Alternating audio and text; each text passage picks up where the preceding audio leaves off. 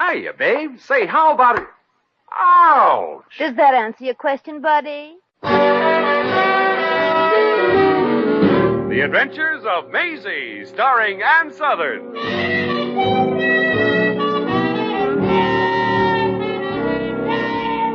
You all remember Metro-Goldwyn-Mayer's famous Maisie pictures. In just a moment, you'll hear Maisie in radio, starring the same glamorous star you all went to see and loved on the screen, Ann Southern. But first, your announcer.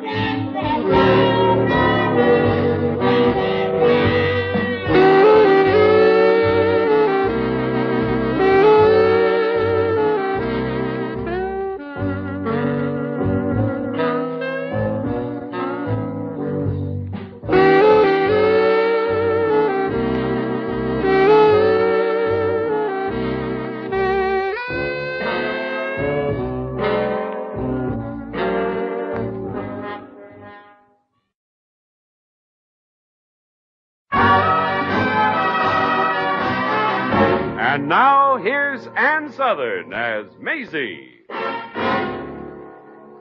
Yep, I'm Maisie, like the man said. Maisie Revere of Brooklyn. I'm in show business, you know. You'll pardon me for always mentioning it, but since my last few jobs have been as stenographer, music teacher, receptionist, wrestling promoter, waitress, and undertaker's assistant, you might forget about the show business part. You see, my heart's in show business, but my stomach insists that I take a few jobs that pay money. But I keep on trying, and right now I'm going to see my, agent, Squirman Herman. You'd like Herman, that is, if you happen to like weasels. To give you an idea what a sweet guy he is, he got his mother a job as a queen of the powder room at a nightclub, and he charges her 10% commission. But as somebody once said, who wants an honest man for an agent? Well, Herman was glad to see me, he said. Hello, Herman. Hello, Maisie. Gee, I'm glad to see you, doll. Sorry I can't give any more time, but I'm glad you dropped in. Now, I'll call you as soon as I Hey, now, wait a minute. You can't brush me off like this, Herman. Look, Maisie, I'm very busy right now. I'm expecting an important call from Hollywood any minute. Oh, quit kidding me, Herman. You couldn't accept a collect call from Chicago without going bankrupt. I want to know what you've been doing to get me a job. Come on, tell me a few nice, fat lies. Maisie, do I ever lie to you? Herman, you never even once told me the truth. Well, okay, so I'm a skunk. So sue me. And just when I'm working on a sensational job for you. The last sensational job you had for me was ringmaster in a flea circus. This is nothing like that. You mean this is nothing, period? Why don't you go out and get me a decent job at a decent salary for a change? Look, Maisie, if you don't like the representation you're getting, you don't have to stay with me. Get another crook to handle you. Oh, now relax, Herman. There's only one complaint I got. You never sell me anywhere. You aren't easy to sell, Maisie. You got too much experience. What producers want is an inexperienced, fresh young girl who's been in the theater all her life. You don't fit into that caricature. Maybe I'd better get another agent. Yeah, why don't you? In the meantime, I'll let you know if I get anything for you, but don't call me. I'll call you. Mm-hmm. I've heard that before, too. I'll take it. Maisie! Hello? Yes, this is his confidential secretary speaking. I see. Well, confidentially, it doesn't surprise me. Yeah. Goodbye. Maisie, you can't do that. This is a bigger organization than you realize. I'm no coffee and cakes agent. I'm making important money. Who was that? Some important actor, I suppose? It was the telephone company, and they're disconnecting your phone.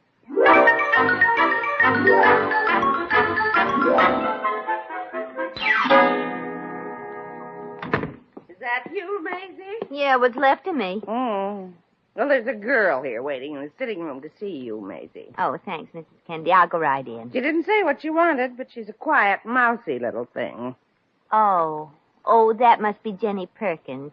She's the shy type. Your ever-loving boyfriend, Eddie, poked his head in and said, "Hi, babe," to her, and she blushed until her ears were the color of tangerine skin. I'll see what she wants. Hello, Jenny. Oh, hello, Maisie. I hope you'll forgive me for coming over and imposing on you, but I'm in a terribly embarrassing spot. Well, what's the trouble? Have you fallen in love? Oh, it isn't a man.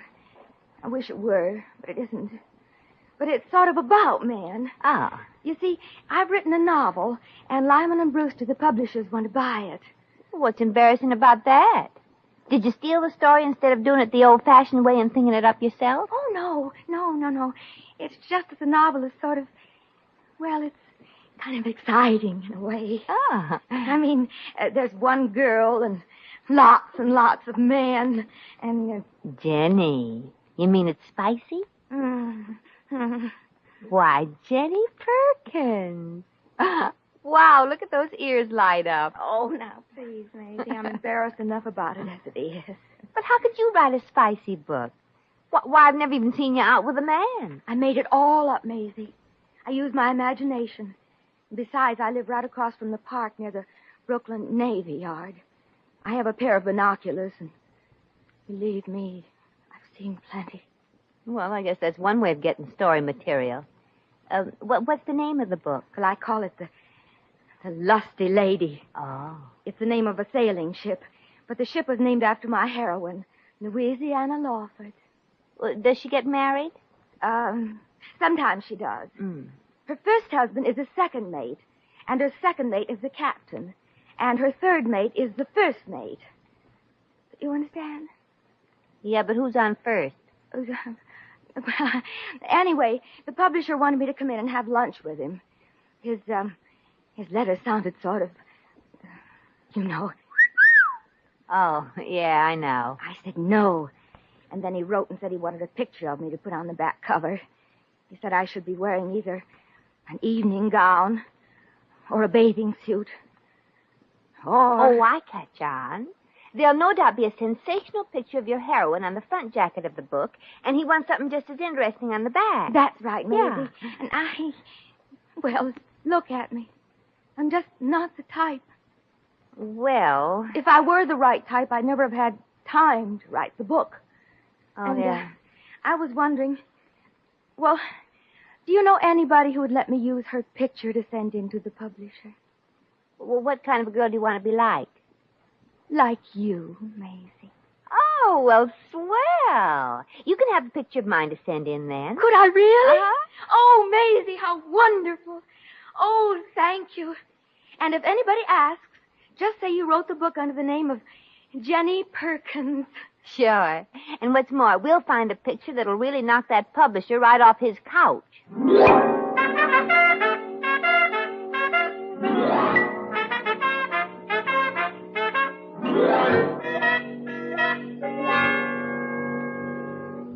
Maisie, where are you? Oh, right here, Miss Kennedy. Oh, Maisie, you know that girl came to see you a month or so ago? Yeah. She was here and left a couple of copies of a book called The Lusty Lady, and there's a picture of you on the back of it.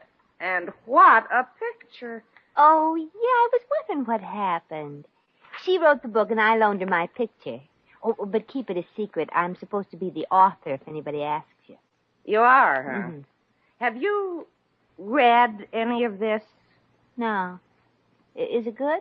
I don't know, but it's hot enough to be a bestseller. It burned right through the living room table. Oh, stop it. Let's see my picture. Here. That alone will keep this book on the outskirts of Boston. Hey, it's pretty good. If you'll read about yourself there, you'll see that it says the heroine, Louisiana Lawford, is a thinly disguised version of the author. And that's you. Oh, my gosh. Let's look inside and see what my character is like. I'll be frank, dear. You haven't got any character. You're just all woman and you have a hilarious life. Well, let's see. Jim ran his rough hands through my hair, and I felt his salty lips on my ear. Lou, he whispered hoarsely. Lou, forget about Steve and Michael and Richard and think of me. I love you, and I'm going to... Wow. Go on. Keep reading. Oh, I don't know you well enough, Mrs. Kennedy. I'll try someplace else. Here. Jeffrey slipped his steel-muscled arm around my waist and drew me fiercely close to him. Keep on going. His lips were curved in a crooked smile, and his eyes flamed as he looked me over. I blushed under his frank appraisal. Gee, isn't it a little late for her to be blushing? She blushes so much in the first chapter, they think she's an Indian. Well, I'll flip through a little more. Oh, boy. Lord Elwood was a polished and meticulous gentleman until the huge iron-bound door of his castle shut behind us. And then I saw the savage beast of a man who hid behind the polite smile and the ruffled shirt. Doesn't this girl ever run into a quiet man? Yes, and he leaves her a fortune when he dies on the next page. Gosh. And to think that little mousy Jenny Perkins wrote this literary blowtorch. Oh, don't be silly, Maisie. You wrote it. At least that's what everybody's going to think, and you might as well get used to being the author. Mrs. Kennedy's rooming house, her speaking. Oh, yes, just a minute. For you, Maisie. Thanks. Hello? Oh, hello, Jenny. Yeah, I just saw the book, and all I have to say is, wow. Huh? Oh, well, gee, I don't know, Jenny. Yeah, I guess it'd be good publicity, but... Well, all right, Jenny. I'll be glad to visit the publisher. I'll make like I'm a society girl, too, huh? Okay. Yeah, I promise. Goodbye. I guess that publisher's been panting away in his little office ever since he saw my picture. She wants me to see him today. That ought to be fun, but what was it she made you promise? She made me promise I wouldn't say ain't.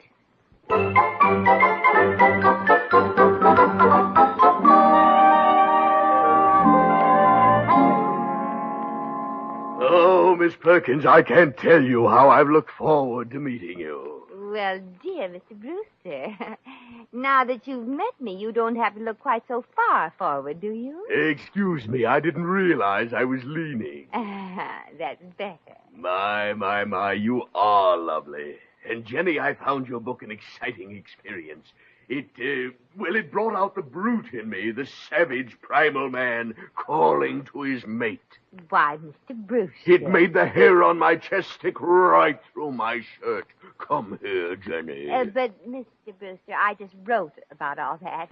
I haven't had time to do any personal experimentation, and I don't want to start right now. Oh, Jenny, I just want to crush you to me in a fierce embrace. And, how did it go in the book? Feel my fiery lips on yours. Thank you. And feel your fiery lips on mine in a flaming kiss that sets my senses blazing. That's all I want. Come here, Jenny. You don't want me. You want a soldering iron. All right, Jenny, I'll behave. I believe I have myself under control now. Well, your ears are still twitching a bit, but that's not a danger signal. Now, then, what did you want to see me about? I'm afraid we've just discussed that. Will you sit down on the couch? And discuss it all over again? Oh, what was it that Chaucer said about women? Oh, no, I'm wrong. That's what Sherman said about war. Well, there are other things. We want to do a lot of publicity on you. Pictures, interviews, stories of your life, literary teas, autographing parties at the big department store. Oh, well, wait a minute. That's wonderful, but I haven't time for all that. Well, what could be more important? Well, dear fellow, I have other interests, you know.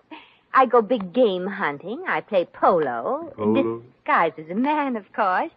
I manage a minor league baseball team. Well, that's wonderful, but you can't do that right now. Your contract with us specifies that you agree to help us with publicity and promotion for the book. Now, you're going to be busy every day for weeks. But how'll I earn a living? I mean... You're going to make a fortune out of this book, Jenny. Oh, this is terrible. What's terrible? Well, you won't understand. But for the first time in my life, I've got a chance to make a name for myself.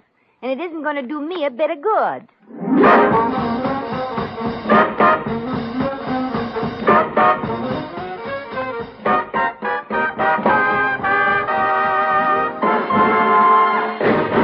The Adventures of Maisie, starring Ann Southern, will continue in just a moment.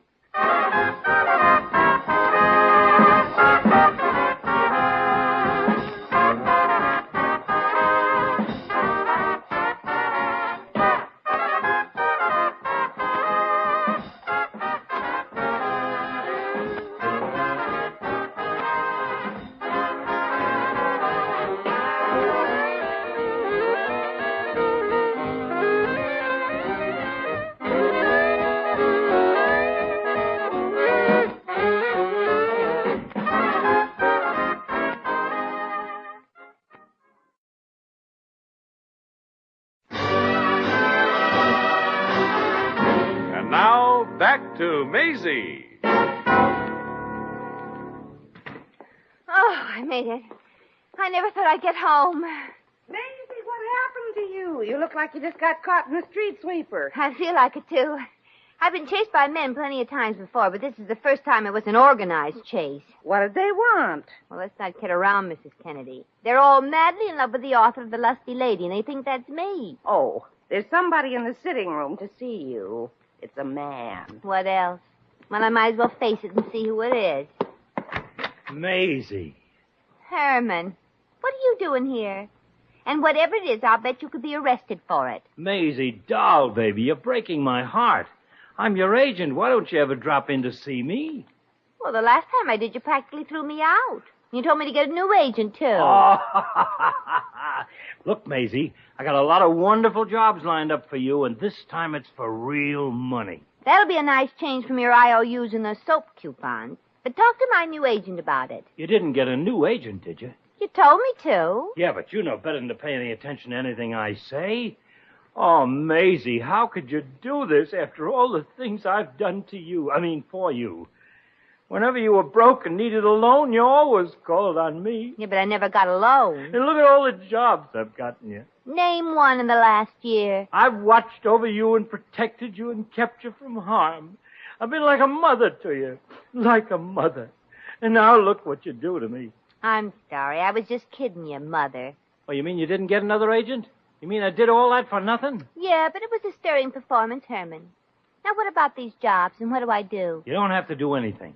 Just come out on the stage, tell how you wrote The Lusty Lady, where you got your ideas, and hint around that some of the characters are well-known personalities. I can book into the Copa tomorrow. The Copacabana? No, the Copacetic. It's an intimate little club down in the village. Oh, well, I know that little dive. It's a built-over basement in sort of a hobo heaven. What'll they pay me? $1,000 a week. Holy Pete, $1,000 a week? Yep. If you're willing to offer me that, the club must be paying you at least $3,000. Oh. And what's a little club like that paying me that kind of money for? Well, they know they can pack the joint solid with people who want to see the author of The Lusty Lady. Maisie, you're the hottest thing in show business, and I can... And you're offering me a job in a little dive? How many shows a week would I have to do? Oh, you just work from noon to 3 a.m. or so? Good grief. How many shows, Herman? I told them I positively would refuse to let you do more than 200 shows a week. 200? Yep. Herman, that would kill me dead. Well, that's show business. Well, nothing doing. I won't take it. Okay. I can also book into another club at $2,500 a week. 3 shows a night. Why didn't you tell me about that at first? These other cheap chiselers wouldn't split with me. You start tomorrow, Maisie. Oh, wait a minute. I can't do anything tomorrow. Huh? I'm autographing books at Macy's. Who booked you into there? The publishers. And day after tomorrow, I have to give a little talk over the radio. What are you getting for making the guest shot? Well, it's all free. It's to publicize the book. But, Maisie, you can make a fortune if you stop giving yourself away like this. Never mind the book. I'll get you a job in Hollywood. I don't want a job in Hollywood. I've had them, and you have to work too hard. No, there are lots of easy jobs. I know one guy out there who has a beautiful corner office, and all he has to do is look out the window and warn the head of the studio of approaching glaciers. Well, now, look, Herman. I'll take that club job for $2,500 a week, but let's do it fast. The way I'm feeling now, I won't last out the week. Now, run along. I'm bushed. Okay, I'll get that club deal ready to be finalized. So long, Herman. It was nice of you to drop in. Don't do it again. Goodbye, Maisie. Oh, Maisie, Oh, hello, Jenny. I came in and heard you talking to that man, and I didn't want to interrupt. Jenny, this thing is going all wrong. You ought to get all this publicity instead of me. Oh, gee, Maisie. It certainly is just like you to say that. You're so unselfish. Unselfish, nothing. I'm tired of being chased continually by men who've read the book. I think it's about time you realize what you've done to the men of this country. I guess I sort of stirred them up, didn't I? I opened my window last night, and you could hear hundreds of them just in Brooklyn, baying at the moon. Oh, but Maisie, I'm not the type of girl that men are interested in. Jenny, men are interested in all types of girls as long as they're females. But I can see that you need a practical education about men. Well, I think it's more my appearance. I'm just not the exciting type, that's all. Well, you're not in that dress. It's about as form-fitting as a shower curtain. You're good looking, all right, Jenny. It's just that a man would have to look hard to realize it. But don't you worry, we'll fix you up. Oh, Maisie, will you really help me? Sure.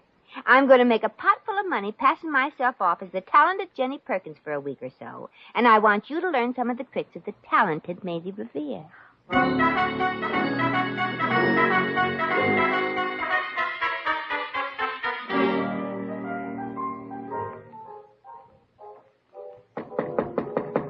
Who is it? It's Herman. Are you decent? Yeah, come in, Herman. I'm just ready to sneak out the stage door. Great show, Maisie. Great show. You're really packing them in. I know. But can't I be billed as Maisie Revere? It's Jenny Perkins they're interested in. Who cares about Maisie Revere? Well, I do. When the name of Jenny Perkins loses its draw, what's Maisie Revere going to do? Sell popcorn at Ebbets Field? Well, you could do a lot worse. Just forget about Maisie Revere. She's a dead issue. Well, not with me, she isn't. Okay, come on. I wonder if there'll be the same crowd at the stage door this night. There'll be about 110 or 11 people. How do you know? I sold them tickets. Oh. Here she is, fellas. Hey, Jenny, I read your book, and I love you. I tell you, I love you, Jenny. I can't live without you. I'll wait for her. I'll smoke for you. I'm the man for you. I'm good looking. I'm intelligent. I'm Jenny, willing to die early. Leave everything to you, honey. No. Oh, I love you, Jenny. No, please. Now take it easy, fellas. Let go of me. Hey, cut it out. I can only marry one man at a time. Stop. Let go of my dress. Hey. Oh, no.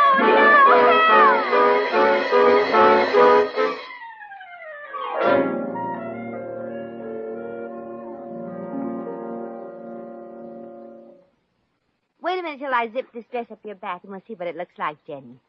Oh, well, maybe there doesn't seem to be very much of it. Well, there's enough. There. Now, let's see.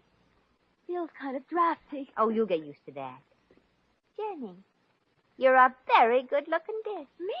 You won't have any trouble attracting the men. Your problem's going to be fighting them off. Oh. But tell me some more of the tricks, Maisie. All right. Well, now, honey, there's nothing that brings a man running faster than a nice but wise smile. Smile. Uh-huh. Give him the kind of smile you would if you were secretly engaged to him. Oh, I think I begin to get the idea. Uh-huh. And when he comes over, you pretend to be very surprised and be sure he knows you're pretending. That makes him think he can see right through you. In this dress, a man almost could. Oh! What was that? Oh, that's the regular evening rock. A guy who read your book throws it through the window with a mash note attached to it. Yoo-hoo! Yoo-hoo! Jenny Perkins! I love you! I love you! I love you! Why, he's calling me. Yeah, but he thinks I'm you. Why don't you go to the window and look out? Okay. Hey! Cut that out! I love you, too! Jenny, I think you're making progress. Tomorrow we're going to introduce you as the real Jenny Perkins, and Maisie Revere's going back to being herself again.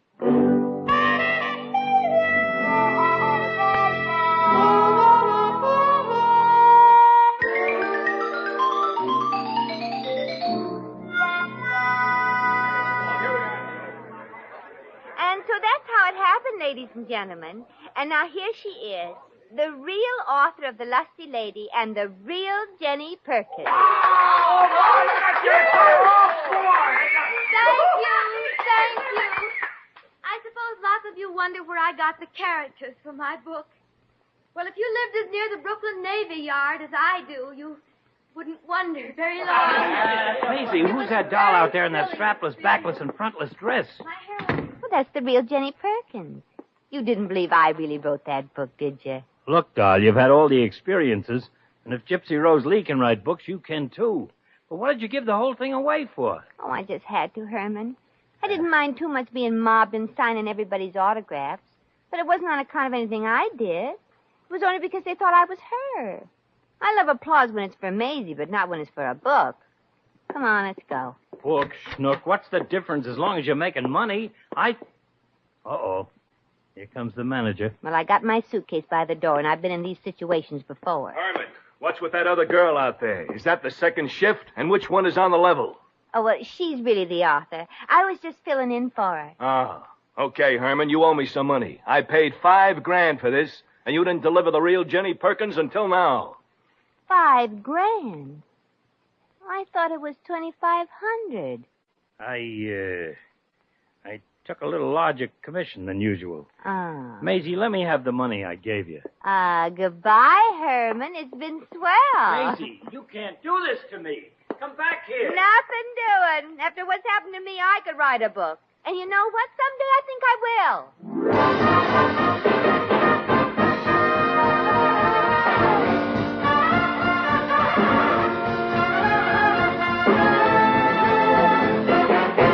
In just a moment, we shall return to the adventures of Maisie.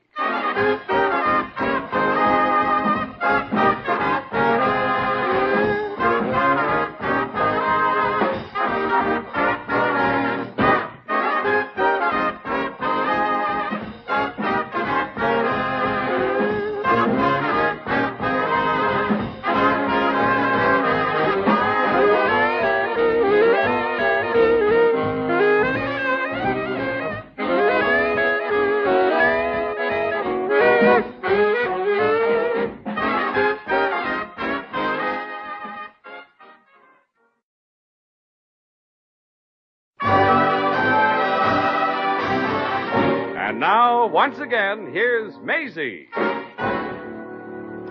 Well, paying out that money almost broke Squirmin' Herman's heart.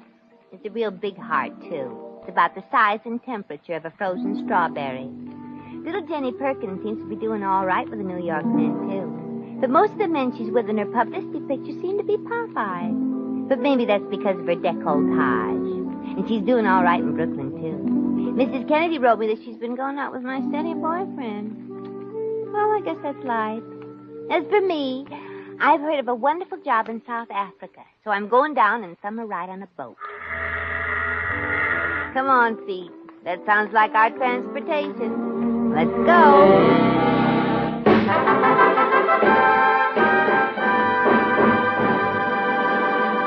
You have just heard The Adventures of Maisie, starring Ann Sothern.